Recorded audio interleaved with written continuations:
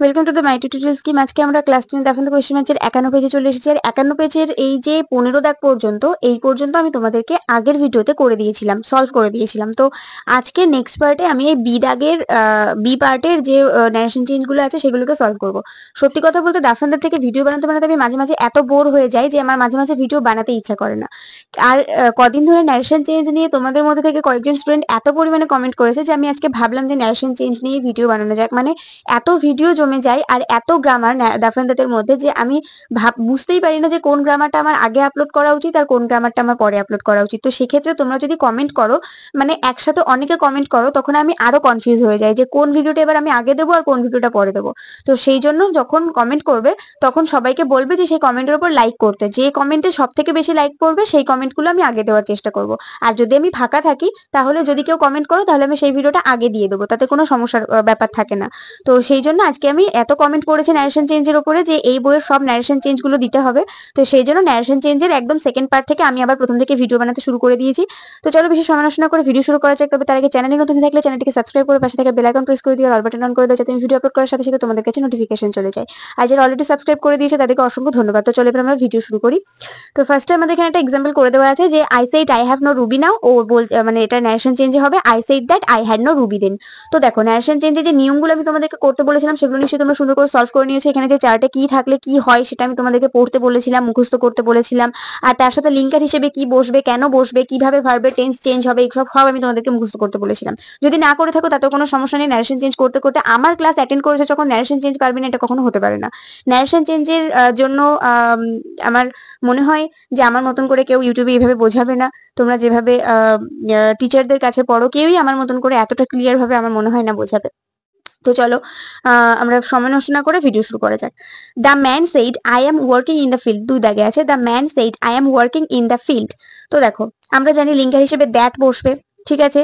আর tense তো সব জানো প্লুরাল সিঙ্গুলারের সাথে যা যা বসবে তাই হবে। তো দ্য ম্যান সেইড, এখানে যেহেতু সেইড টু নেই তাহলে আমাদের টোল্ড দেওয়ার দরকার নেই। দ্য ম্যান সেইড দ্যাট, যেহেতু তিনি একজন পুরুষ তার জন্য হি বসলো, he was working in the field. He said I will help you in distress, he said that, যেহেতু সে বলছে তাহলে আয়ের পরিবর্তে হি হবে আর উইলটা উড হয়ে যাবে, ঠিক আছে। আর আর কিছু চেঞ্জ হবে না। He said that he would help you in distress. The boy said to the girl I saw you 5 years ago। যদি এইখানে আমাদের অলরেডি পাস্ট টেন্সে কিছু থাকে তাহলে আমাদের ন্যারেশন চেঞ্জ করতে গিয়ে অতিরিক্ত পাস্টে হ্যাড যোগ করতে হয় আর তার সাথে ভার্বের পাস্ট পার্টিসিপল ফর্ম হয়। আমি ন্যারেশন চেঞ্জের অনেক ভিডিও বানিয়ে নিয়েছি। তোমরা যারা নতুন আছো, আজকে নতুন ভিউয়ার্স এসেছো চ্যানেলে, তারা অবশ্যই আগের ভিডিওগুলো একবার দেখে নিও, তাহলে বুঝতে পেরে যাবে ন্যারেশন চেঞ্জ ঠিক কিভাবে করতে হয়। আর যারা পুরনো ভিউয়ার্স তাদের তো নতুন করে কিছু বলারই নেই, যারা আমার সাবস্ক্রাইবার আছো তারা তো জানো আমি কোনটা কেন করছি। আর যদি তাও কোনো কনফিউশন থাকে অবশ্যই আমাকে কমেন্ট করবে, আমি তাকে বুঝিয়ে দেবো। The boy told the girl that he had seen her 5 years ago. Rahul said to me, I do it. Rahul told me that he did it. ঠিক আছে, done it হবে না কিন্তু, did it. Kuheli said to her friend, you have given me a beautiful gift. Kuheli told her friend that he or she, দেখো এখানে ওর ফ্রেন্ডটা ছেলে নাকি মেয়ে সেটা তো আমরা জানি না, তাহলে he or she দুটো ইউজ করতে পারবো। he or she had given her a beautiful gift। আমার এখানে মানে ধরেনি অতটা ভালোভাবে, সেই জন্য আমি এখানে মানে বিউটিফুলটা উপরে লিখেছি, নিচে গিফটটা লিখে দিয়েছি। এরপরে আছে the girl said last night I had seen a horrible street accident. তো এখানে দেখো এই যে হরিবল স্ট্রিট অ্যাক্সিডেন্টটা না আমার ধরেনি, তো তার জন্য আমি এইখানে আবার আন্ডারলাইন করে দিয়েছি। তো যাই হোক, the girl said that the previous night, last night কিন্তু লেখা যাবে না, আগের দিন রাতে যেহেতু, তাহলে সেটা আমাকে দ্য প্রিভিয়াস নাইট লিখতে হবে। The previous night she had seen, যেহেতু she had seen a horrible street accident, সে দেখেছে একটা হরিবল স্ট্রিট অ্যাক্সিডেন্ট। তো দেখো এখানে যে হ্যাড আছে তার সত্ত্বেও আমি হ্যাডই রাখলাম, কারণ সে দেখেছে, সেখানে এটা পাস্ট টেন্স হিসেবে ইউজ করেছে, এখানে কিন্তু হ্যাভ ভার্ব হিসেবে, মানে সে দেখেছিল, এখানে কিন্তু হ্যাভ ভার্ব হিসেবে কিন্তু সেটাকে ইউজ করেনি। ঠিক আছে, সে দেখেছিল পাস্ট টেন্সে, মানে সে অনেকদিন আগে দেখেছিল পাস্ট টেন্সে, তার জন্য এখানে হ্যাড ব্যবহার করা হয়েছে, তার জন্য কিন্তু এখানে দুটো হ্যাড হলো না। যদি না ও এটাকে মানে ও দেখেছে এরকম কিছু হ্যাভ ভার্বে এটা ইউজ করতো তাহলে কিন্তু আমাদের এখানে দুটো হ্যাড হতো। তাহলে had seen a horrible street accident এরকম হবে। The teacher said to the student we have read this book today. The teacher told the student that they had read this book that day. তো এখানে that ডেটাও সেই হয়েছে, আমি এখানে that day মানে আমার ধরেনি, তার জন্য উপর নিচ করে লিখতে হয়েছে। আমার মুখের কথাটা ফলো করো তাহলে বুঝতে পারবে কোনটার কি অ্যান্সার, হাতে লেখা যদি বুঝতে না পারো। The narrator said to me, I was writing to you long ago. The narrator told me that he had been writing to you long ago. যেহেতু ওয়াজ আছে, জানি আমরা যে অতিরিক্ত পাস্টে আমাদের হ্যাড করতে হবে। এবার দেখো ওয়াজ কিন্তু বি ভার্ব, আর এখানে ভার্বের সাথে আইএনজি যোগ আছে, তাই ওয়াজ যেহেতু বি ভার্ব তার জন্য আমাদের এখানে একটা বিন আসবে। ঠিক আছে, তাই narrator told me that he had been writing to you long ago. এরপরে যে ন্যারেশন চেঞ্জটা আছে সেটা একটু মানে মাথা গুলিয়ে দেওয়া ন্যারেশন চেঞ্জ। অনেকেই বলবে যে এটা কেন হলো, বুঝতে পারবে না ঠিক করে। আমি আগে থেকেই বলছি, ভালো করে আমার কথাটা ফলো করো যে এই ন্যারেশন চেঞ্জটা কেন হয়েছে। ন্যারেশন চেঞ্জটা কিন্তু অনেকটাই কঠিন, ম্যাক্সিমাম ছেলে মেয়েদের এইখানেই আটকে যায়, তারা করতে পারে না ন্যারেশন চেঞ্জ। এখানে আছে she said I had a bad dream last night. ভালো করে কথাটা বোঝো, she said I had a bad dream last night. সে বলল কালকে রাতে আমি একটা খারাপ স্বপ্ন দেখেছিলাম। তো এখানে কোথাও সি ভার্বটা দেখতে পাচ্ছ কি? এখানে কোথাও কি সি ভার্ব আছে বা ওয়াচ ভার্ব আছে? যে সে যে দেখেছিল সেটার কি কোনো ভার্ব এখানে দেখতে পাচ্ছ? দেখার কোনো ইংরাজি কি এখানে আছে? নেই তো। কিন্তু এখানে তুমি কি করে বুঝছো যে সে কালকে রাতে একটা খারাপ স্বপ্ন দেখেছে? কিভাবে সে বোঝাচ্ছে? বোঝাচ্ছে কি দিয়ে? হ্যাড দিয়ে বোঝাচ্ছে যে কালকে রাতে আমার একটা খারাপ স্বপ্ন এসেছিল বা কালকে রাতে আমার একটা খারাপ স্বপ্ন ছিল। এই যে হ্যাডটা এখানে এসেছে, এই হ্যাডটা কিন্তু শুধুমাত্র হ্যাভ বোঝানোর জন্য এখানে আছে, যে ও যে খারাপ স্বপ্নটা দেখেছিল সেটা বোঝানোর জন্য এখানে আছে। এই হ্যাডটা কিন্তু পাস্ট টেন্সের জন্য ব্যবহার করা হয়নি। ভালো করে বুঝতে পারছো আমার কথা? হ্যাডটা কিন্তু পাস্ট টেন্সের জন্য ব্যবহার করা হয়নি। এই হ্যাডটা নিজেই একটা ভার্ব এখানে দাঁড়িয়ে রয়েছে, আর এটাকে তুমি কোনোভাবেই সরাতে পারবে না।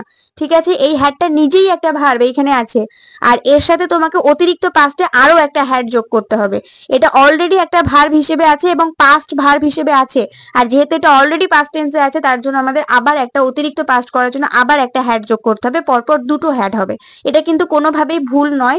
অনেকেই বলবে যে এটা ভুল, কিন্তু এটা কোনোভাবেই ভুল নয়। আনসার হবে she said that she had had a bad dream the previous night. she had a bad dream the previous night. কেন হলো? এই যে হ্যাড আছে এটা একটা শুধুমাত্র একটা পাস্ট ভার্ব হিসেবে এখানে ইউজ হয়েছে, না তো এখানে কোনো পাস্ট টেন্সের জন্য ব্যবহার হয়েছে। she said that she had, আয়ের পরিবর্তে she হলো কারণ এটা একটা মেয়ে, আর হ্যাড যেহেতু আগে থেকেই ছিল এই ভার্বটা আমরা উড়িয়ে দিতে পারবো না, এই ভার্বটা আমরা এখানেই রাখতে হবে আমাদেরকে। তার জন্য এই হ্যাডটা ওর মতন এইভাবে এখানে বসে পড়লো। ঠিক আছে, ও কিন্তু ওর জায়গাটা ছেড়ে দেবে না, ও কিন্তু এইখানেই বসবে। তারপরে এবার যেহেতু ওর পাস্ট টেন্সে আছে তার জন্য তো আমাদের একটা অতিরিক্ত পাস্টে হ্যাড নিয়ে আসতে হবে, তার জন্য আমাদের এখানে আরেকটা হ্যাড নিয়ে আসতে হলো। তারপরে তো বাদ বাকি যা আছে bad dream the previous night ওরকমই থাকবে। আশা করছি দুটো হ্যাড পাশাপাশি বসার কারণটা আমি তোমাদেরকে বুঝতে পেরেছি। তার সত্ত্বেও যদি বুঝতে না পারো আবার আমাকে কমেন্ট করবে, আমি আবার বুঝিয়ে দেবো। তো 11 দাগে আছে Tiyasha said I was playing badminton. Tiyasha said that she had been playing badminton. এরপর আমরা চলে এসেছি নেক্সট পেজে, 52 পেজে। আর এই 52 পেজে আমাদের আর অল্প কিছু আছে, আমি আর এখানে অত কারণ বোঝাচ্ছি না, জাস্ট বলে দিয়ে চলে যাচ্ছি। The manager said to the clerk we will try our best to uplift the system. তো uplift the system তো আমার এখানে ধরেনি, তার জন্য আমি আন্ডারলাইন করেছি। The manager told the clerk that they would try their best to uplift the system. ঠিক আছে, ভালো করে আমার মুখের কথাটা ফলো করবে। Ripon said I passed the examination. Ripon said that he had passed the examination. The man said they will do it tomorrow. The man said that they would do it the next day. Mita told Sayan I saw you when you were a child. এটা ভালো করে দেখো কতটা past টেন্সে আছে। মানে প্রথমে তো সটা পাস্ট টেন্সে আছেই, আবার তারপরে আবার যে সে যে ও যে বাচ্চা ছিল সেটাকে আবার ওয়ার এখানে করা হয়েছে। তার মানে তোমাদেরকে কতটা বিভ্রান্ত করার চেষ্টা করা হয়েছে, কিন্তু বিভ্রান্ত হওয়ার কোনো ব্যাপারই নেই, কারণ তোমরা এটা খুব ইজিলি করতে পারবে। মিতা টোল্ড সায়ন, ওটা কোনো পরিবর্তন হবে না, ওইভাবেই বসে যাবে, আর লিঙ্কের হিসেবে দ্যাট বসে গেল। এবার যেটা পরিবর্তন হবে সেটাতে আসি। আই থাকলে সি হবে, কারণ মিতা সায়নকে কথাটা বলছে, মিতা একটা মেয়ে, তাহলে আয়ের জন্য সি হলো। এবার যেহেতু স আছে তার জন্য আমাদের অতিরিক্ত পাঁচটা একটা হ্যাড নিয়ে আসতে হলো। স এর পাস্ট পার্টিসিপল ফর্ম সিন আছে, সিন হবে। তাহলে ইউটা হিম হয়ে যাবে, কারণ সায়নকে বলছে, সায়ন একটা ছেলে, তাকে বলছে, তাহলে হিম হবে।